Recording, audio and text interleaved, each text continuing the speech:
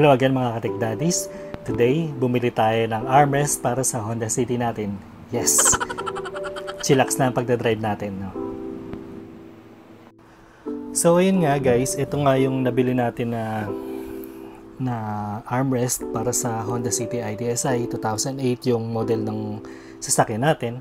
So, tinignan lang natin tong page na to para makita nyo kung magkano yung presyo. Ito yung presyo niya, 1,600. Tapos may shipping fee na 35. Pero nung nakuha ko siya is 75 yung shipping fee. So, 1,675 nakuha ko. So, ngayon wala silang stock kasi yung nakuha kong stock is last na yon. So, siguro in the future magkakaroon pa sila ng maraming stocks nito, no? Para sa IDSI natin. So, ito yung mga features nung nakuha natin na armrest, no? So, meron siyang isang cup holder sa bandang likod yan. And meron ashtray. Actually, dual purpose to. Pwede nyo tanggalin yung ashtray. And may lalagyanan doon ng parang coin. So, pwede nyo ring lagyan ng coin. Tatanggalin nyo lang yung slot ng ashtray. So, dalawang layer. Meron isang manipis, isang malalim. So, meron siyang tatlong front USB and 4 na USB sa likod, no? And na-slide siya para ma-adjust nyo kung malayo sa kamay nyo or malapit, no, sa braso nyo. Adjustable naman siya, yan. So, pang IDSI lang kasi siya kasi ito yung slot niya. Para siyang number 8. Yan lang yung kakasya sa kanya. Kaya specifically sa Honda City IDSI 2003,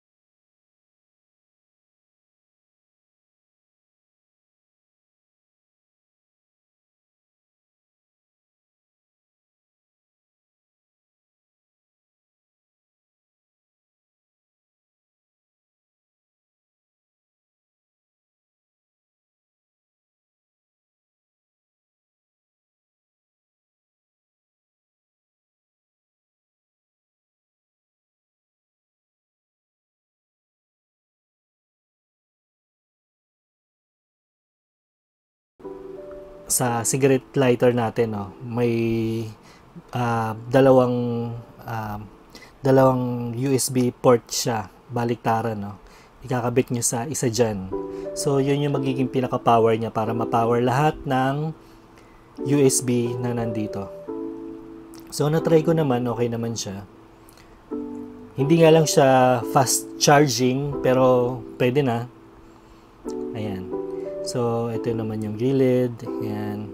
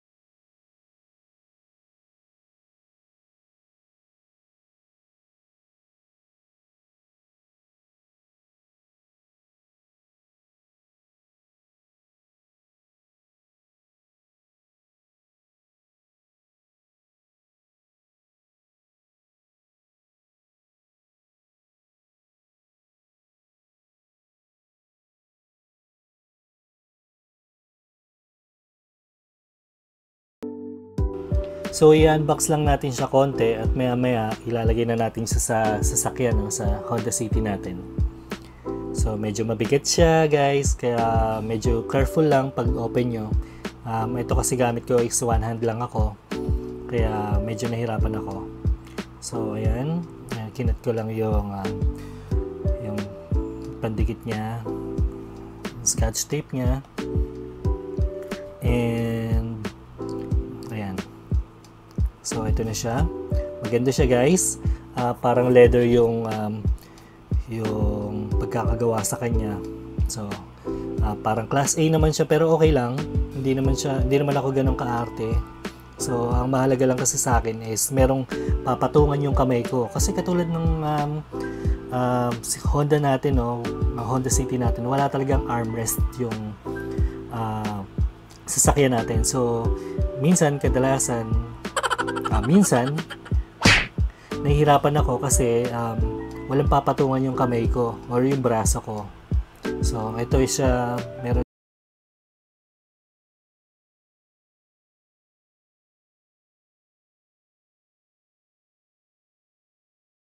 ito kasi talaga guys is para hindi ako mahirapan sa pagdadrive, para chillax lang tayo sa pagmamaneho, no. Ayan. Pero ang pinaka main purpose talaga ng pagbili ko nito is para mahawakan ko yung kamay ni wifey habang nagdadrive tayo, no. So all the way hawak ko yung kamay ni wifey habang nagdadrive. So na-adjust to. So ayan, naangat siya ng konti. So para pag medyo mataas ka na tao, iaangat mo lang siya. So para komportable yung pagdadrive mo.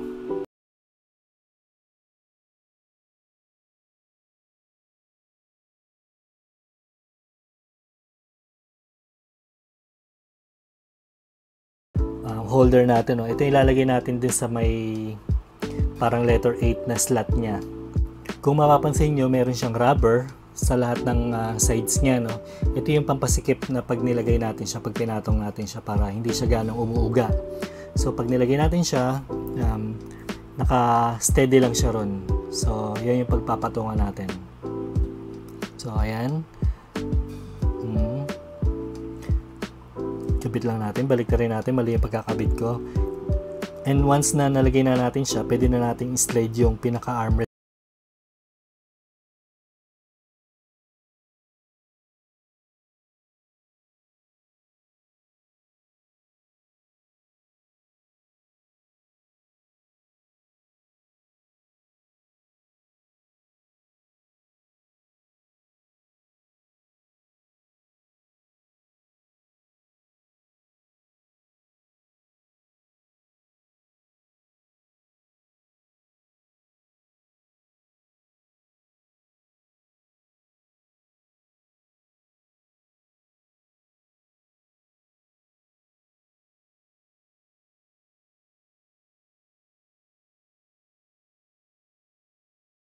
Yung malalim. Ito naman guys yung USB natin, yung dual USB. And ito naman yung lock natin, no, para sa likod. Ayan. So mamaya kakabit natin yung lock. So ito nga yung front USB natin. Isa dyan is pagkakabitan yung USB natin para dun sa cigarette lighter natin, no, para yun yung magpa-power sa kanya. And the rest, kung ano na lang yung pwede nyo ilagay. And ito guys yung lock ng armrest natin, no, na ilalagay natin sa likod. So para hindi siya matatanggal pag in-adjust natin. So ganyan lang yung pagkakabit niya, i-insert nyo lang ganyan. So make sure na naka-insert siya ng maayos para hindi siya matatanggal, no.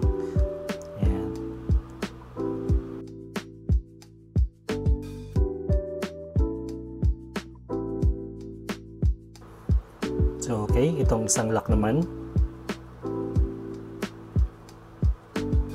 Kung ayaw nyo namang ilagay ito guys, okay lang din, no? Pero hindi nga lang secure yung armrest nyo pag nagba-back and forth, kasi pwede siyang matanggal. Kunyari pag nag-brake kayo, pwede siyang mahulog. Ayan, kaya dapat may lock siya. So, okay na siya guys. So, yan na. Okay na. Long drive is calling na. Pwede na tayo mag-drive ng pang matagalan.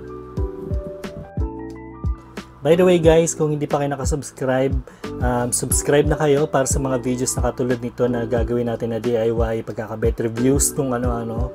Salamat sa pag-review. Please subscribe, click the link for more videos in the future. Yun, thank you so much.